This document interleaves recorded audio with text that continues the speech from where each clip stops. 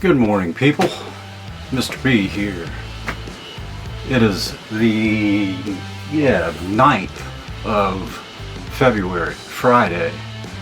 Hope you guys are doing well, as always.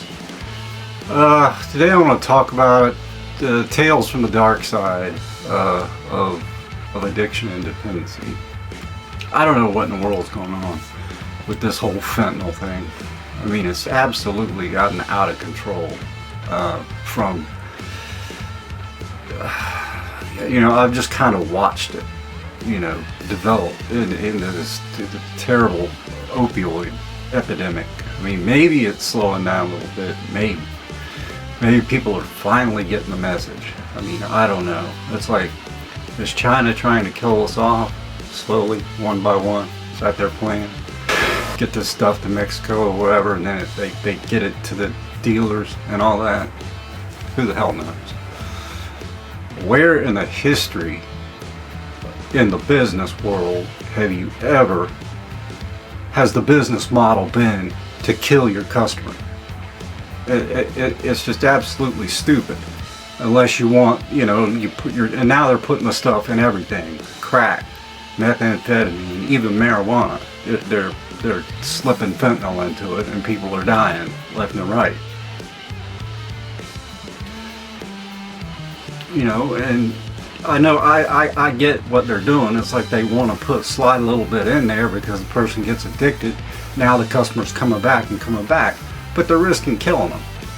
And if it's traced back to them, now they're looking at a second-degree murder charge, most likely.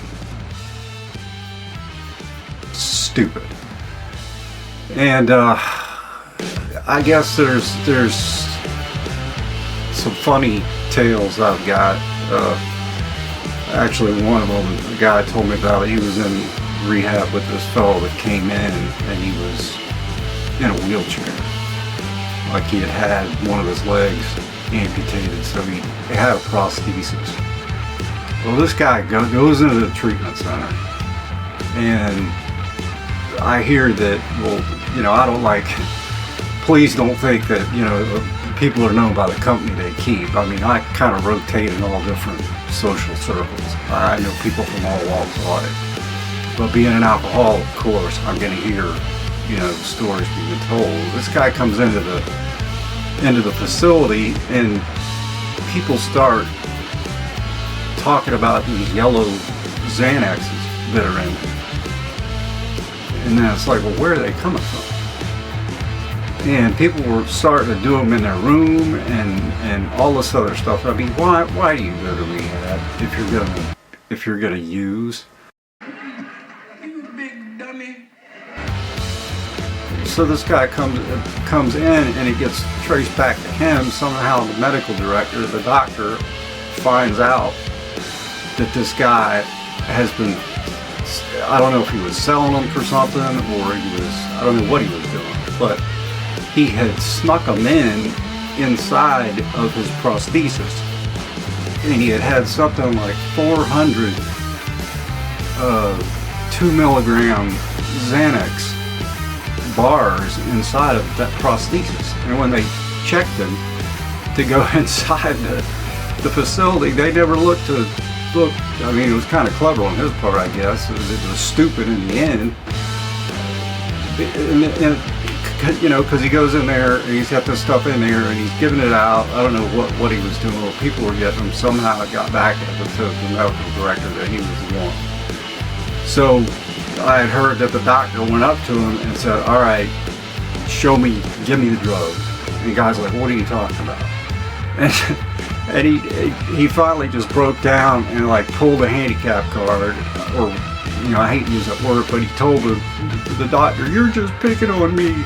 You're just picking on me because I got one leg. And it was really just, it was funny. The doctor's like, look, the police are coming for you, right? And then I heard that, the cops came and wheeled him under this paddy wagon, and off he went.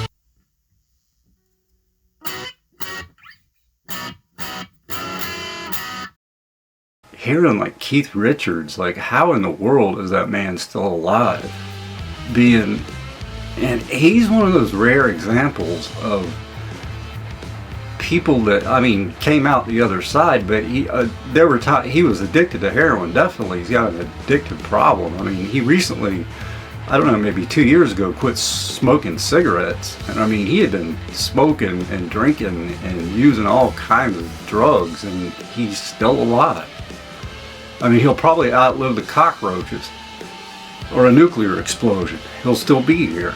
And there were rumors that he had his blood changed in Switzerland at some point. And that's not substantiated really by anything. I don't know where they came up with that, but I heard that what he would do was he would go cold turkey. If he had gotten strung out, you know, while they weren't on the road before he would go on tour, he would always cold turkey it or clean up, because he didn't want to get caught in some city where he couldn't find anything. So that's what he would do. Aside from being one of the probably the greatest rhythm guitar players that ever lived, he's one of the craziest drug addicts that managed to make it through the 60s, 70s, 80s, 90s. He's still alive. It's absolutely amazing. Somebody that I knew at one point forged prescriptions and would impersonate doctors and would have the bottles. He would save these prescription bottles. He eventually got in trouble, but he would save these prescription bottles that had rock stars' names. He would obtain these medications using rock star names, and it would be right on the bottle. I don't know if you know who Mike Patton is, but he was in Mr. Bungle. He was in Faith No More back when they blew up. Mike Patton was on one of the prescription bottles. It was just, unfortunately, he passed away. And it was a tragic event. I've seen, you know, people get sober. One friend of mine had gotten sober several times and I had spoken to him on the phone, and he said he was doing really well, and I told him that I had been struggling a little bit, and then I didn't know that he had gone to a treatment center for 3 months and then had gotten out and was completely clean. And we had that conversation, I think, because he had told me he had returned. But then I would see him on Facebook, and I noticed that his, you know, when in the chat window it was on, like it had been left on, but I would type to him and he wouldn't respond. And this went on a couple of times. I'm like, that's kind of strange. Let me go to his web page and see what happened. Well, he had died. There was a group photo of people sitting around a table, and it said in remembrance of this person. And I'm like, oh God, another one. Because his tolerance had probably dropped, and you know, it was that all it takes is one. And I believe they found him in his car. It was just a really tragic deal. I had another friend, he got a hold of something that was laced, and that did it. So I mean, there is so much of that shit out there. It's just, you know, opiates have never had a problem with those. I've had to take them I had a wisdom tooth extraction one time, and about 3 o'clock in the morning I had this crater in my gum up on the top, and it was so sore, and my jaw was inflamed and everything, and I had taken a prescribed medication, opioid medication, and it didn't even dent the pain. It was just, yeah, I didn't updose or anything like that, because I get nauseous when I take anything containing an opiate or an opioid. It's just never been. Plus, I don't want to get. I've never been into illegal substances because I don't want to get arrested. I don't want to do time. I don't want to be in prison. I don't want to be jailed. I do not want to be locked up. I don't want to. I want to sober up. I don't want to be locked up, and I don't want to be covered up.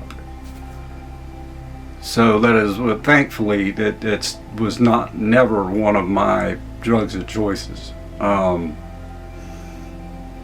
However, I did experiment with kratom, and it did sort of cause a problem, and that was in another video I did.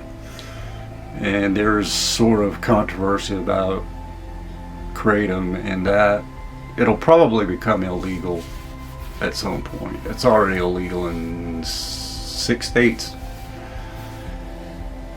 But I just thought I would make a quick video today on, you know, kind of the ups and downs of this conundrum.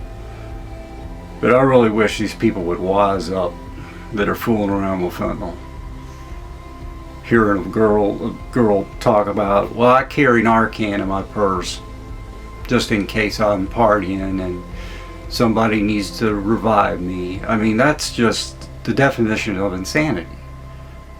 Anticipating you could overdose and being prepared. I mean, I guess it's smart in a way, but still, get off the stuff. Stay away from it. But anyway, it was good talking to you guys today, and I hope you have a very, very pleasant day. And as always, I'll see you guys later. Stay tuned.